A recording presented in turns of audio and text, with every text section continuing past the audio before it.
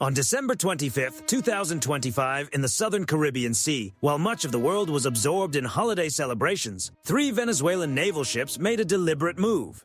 At 3:41 p.m. local time, radar operators aboard a U.S. Navy vessel watched the situation unfold live. 3 surface contacts that had been holding parallel courses shifted almost at the same moment. Their headings angled inward, their speed picked up, and their formation drew tighter. This was no accident. Christmas Day created the perfect window. Watch sections are often lighter during global holidays, when focus is naturally pulled elsewhere, and Venezuela understood that. Inside the Combat Information Center, the report came through in a calm, exact update. 3 Venezuelan naval vessels, coordinated course change, closing distance. No sirens, no raised voices, just confirmation. At sea, intentions are rarely spoken. They are revealed through movement. These ships were not simply passing through. They were not keeping a cautious shadowing distance. They were heading straight toward the American vessel. The U.S. response came at once, but with discipline. No turnaway, no speed increase, no aggressive move. The ship held its course, and that decision carried weight. In international waters, staying predictable can be a position of strength. The first side to react nervously gives the other side control of the moment. The captain knew it, and so did the Venezuelan commanders, studying the same picture from their own screens. The distance kept shrinking. 24 nautical miles, then 22, then 20. The Venezuelan ships said nothing. No AIS, no bridge-to-bridge contact, no explanation. Just steel hulls moving with clear purpose. The first radio hail went out. Venezuelan naval vessels, this is a United States Navy warship operating in international waters. State your intentions. Nothing came back. A second hail followed, this time in Spanish. You are conducting unsafe maneuvering. Alter course immediately. Still silence. By then, there was little room left for doubt. 3 warships. Coordinated silence. A direct approach toward a U.S. Navy ship during a global holiday. This was not poor seamanship. This was a carefully timed pressure test. Inside the CIC, sensors were brought online without drama. Long-range optics locked onto the approaching hulls. Every change in bearing, every increase in speed, every second without a reply was recorded and time-stamped. The American ship still did not deviate. No theatrics, no show of force, just discipline. In moments like this, especially when the other side may be counting on distraction, the most powerful response is not panic, it is calm. As the Venezuelan ships continued closing on December 25th, one thing became obvious to everyone watching the displays. This was not about routine navigation, it was about who would break first. The approach did not look dramatic on the surface, but its intent was impossible to ignore. 20 nautical miles, 19, 18. No sudden bursts of speed, no wild turns, just 3 Venezuelan warships advancing steadily while subtly refining their geometry. It was controlled, measured, and designed to remain deniable right up until the point it no longer could be. Inside the Combat Information Center, the tactical picture grew clearer. The lead Venezuelan ship remained on a direct intercept track. The other 2 shifted outward by a few degrees, widening laterally while still pressing forward.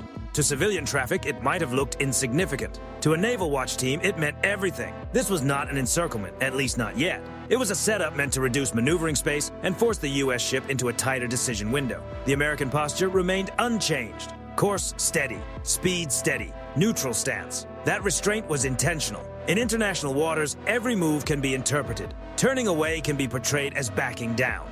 Accelerating can be portrayed as escalation. Legally and tactically, the strongest choice was to do neither. The Venezuelan ships kept coming, 17 nautical miles. No radio response, no courtesy call, no navigational explanation. By now, the silence itself was sending a message. Another hail went out from the American ship. Venezuelan naval vessels, you are closing distance on a United States Navy ship. Recommend immediate course alteration to avoid unsafe conditions. Only static answered inside the CIC. The closest point of approach was recalculated. CPA now 5.2 nautical miles. That figure drew quiet attention across the watch floor. Below 5 miles, intent becomes harder to hide. Below 3, it becomes unmistakable. Electronic support measures began recording passively. No interference, no warnings, just listening. Radar sweeps from the Venezuelan ships appeared on and off, low power, surface search mode. They were observing, measuring, and adjusting. Long-range optics zoomed in tighter. Deck activity was now clearly visible. Sailors moved topside with helmets on. Several figures gathered near the forward gun mounts. No weapons were actively manned, but no one on either side was treating this as ordinary traffic. The captain watched in silence. He had seen this pattern before. Not in these exact waters and not on this exact date. But the method was familiar. Pressure in the gray zone, close enough to provoke, controlled enough to deny. 16 nautical miles. The lead Venezuelan ship increased speed slightly, just 2 knots. The other two mirrored the change moments later. It was subtle, but it shortened the timeline. CPA, now 4.1 nautical miles, the CIC reported. At that range, the encounter was no longer theoretical. A small error in speed or angle from either side could erase the margin for safety in a matter of moments. Everyone in the room understood something else as well. December 25th was not random. Holiday watch rotations, reduced global attention, and a carefully chosen window all pointed to calculation. The U.S. Navy ship did not respond to the speed increase with a visible maneuver. Instead, the captain gave a quiet order. Shift to heightened awareness. Bring additional sensors online. No alarms, no ship-wide announcement. From the outside, everything looked unchanged. Inside, the vessel was moving into a higher state of readiness. On the flight deck, the helicopter detachment moved with calm efficiency.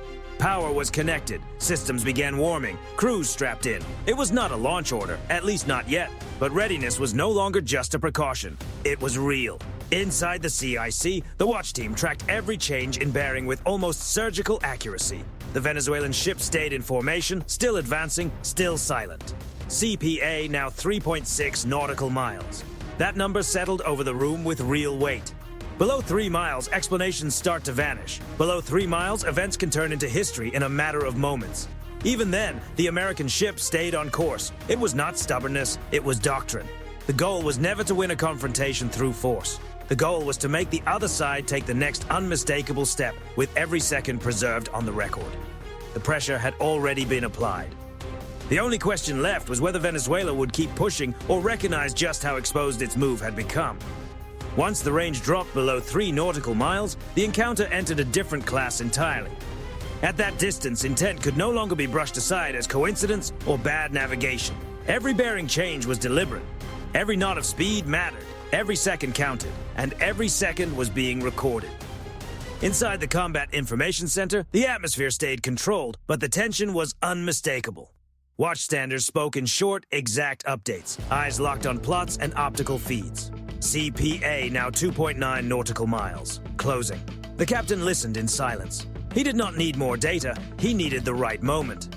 In modern naval operations, the difference is not raw speed, it is timing. The Venezuelan ships held their pattern. The lead vessel remained on a near-direct intercept track, while the 2 flanking ships continued applying lateral pressure, enough to narrow maneuvering room without crossing into an automatic escalation. It was pressure by design. Then the captain made his decision. Execute presence measures, he said calmly. The words were simple, their meaning was not. Inside the CIC, the shift was immediate but disciplined. Active sensors came online. Fire control quality tracking remained intentionally inhibited, but high-resolution optics locked firmly onto the lead Venezuelan ship. Electronic warfare systems stayed silent, ready but deliberately untouched. This was not about threatening force. It was about removing ambiguity. On the flight deck, the helicopter crew got the order they had been expecting. Engines spooled up, rotors began to turn. The aircraft lifted smoothly, cleared the ship, and settled into a low-controlled orbit off the starboard side.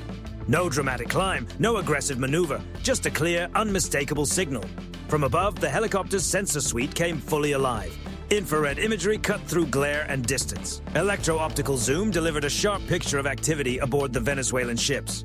Heat signatures, movement patterns, command positions, everything was now captured, time-stamped, and geolocated. The helicopter moved laterally, holding a professional offset, close enough to be unmistakable, far enough to remain non-provocative. Then came the next step. A green laser designator switched on, steady and precise, illuminating the bridge windows of the lead Venezuelan ship. Non-lethal, harmless, impossible to misunderstand. Inside the Venezuelan bridge, the reaction was immediate. On the helicopter feed, crew members froze for a brief moment, then moved with purpose. One sailor raised binoculars, another stepped back toward the interior. The bridge windows reflected the laser clearly. At the same time, the helicopter transmitted over open maritime frequency. Venezuelan naval vessel, this is a United States Navy aircraft. You are conducting unsafe maneuvering in international waters. Your actions are being recorded. Alter course immediately. The message was repeated in Spanish. This time, the answer did not come over the radio. It came through motion on the CIC display. A subtle but critical change appeared. Contact reducing speed. 26 knots fell to 24, then to 22. Seconds later, the flanking Venezuelan ships matched the adjustment, their wakes shortening as engine output eased. The tight pressure geometry began to loosen. Angles widened just enough to break the intercept posture. No sudden turn, no sharp retreat, just a deliberate step back. The helicopter held position, sensors fixed, laser steady. It did not pursue, it did not crowd. It simply remained there, watching, recording, waiting. At 2.7 nautical miles, the lead Venezuelan ship altered course slightly, only a few degrees, but enough to matter. It was no longer driving straight toward an intercept. Inside the CIC, the update came in quietly.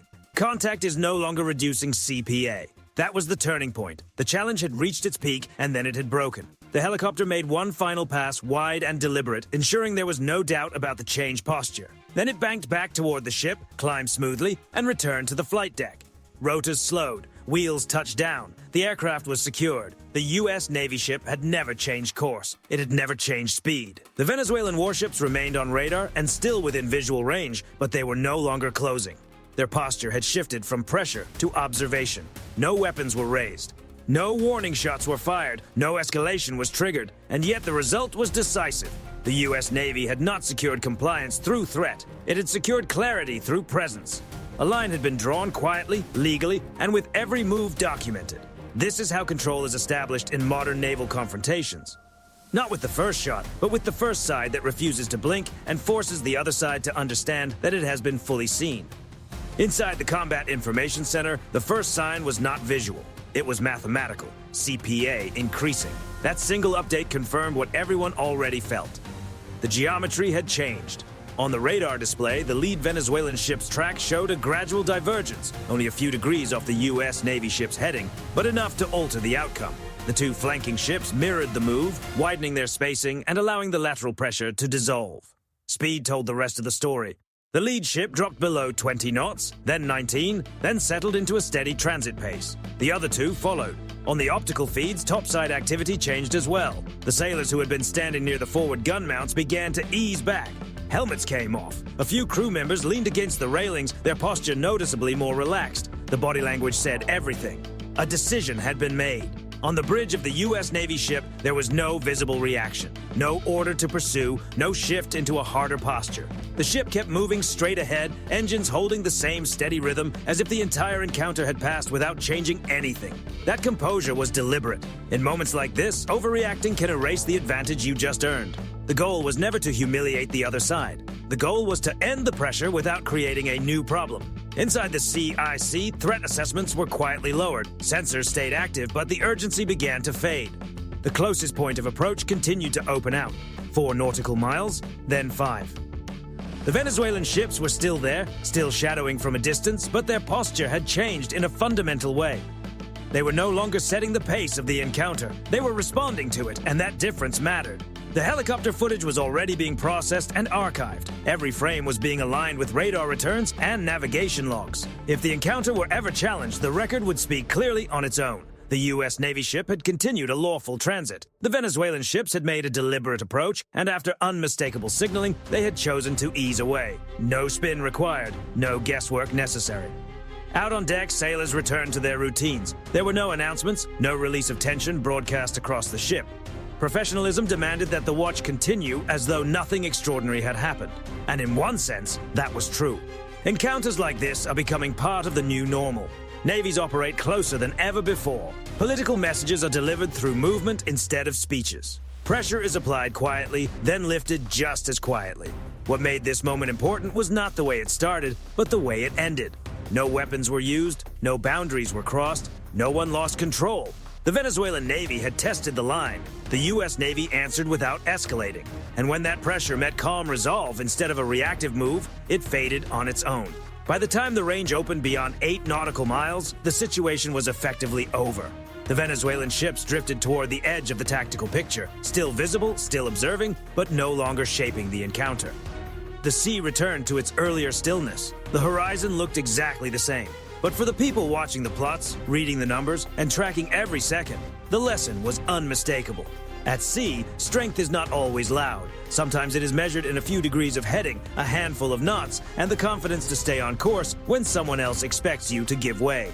And on December 25th, 2025, that confidence ended the challenge without a single shot. By the time the distance opened beyond 10 nautical miles, the result had already been decided.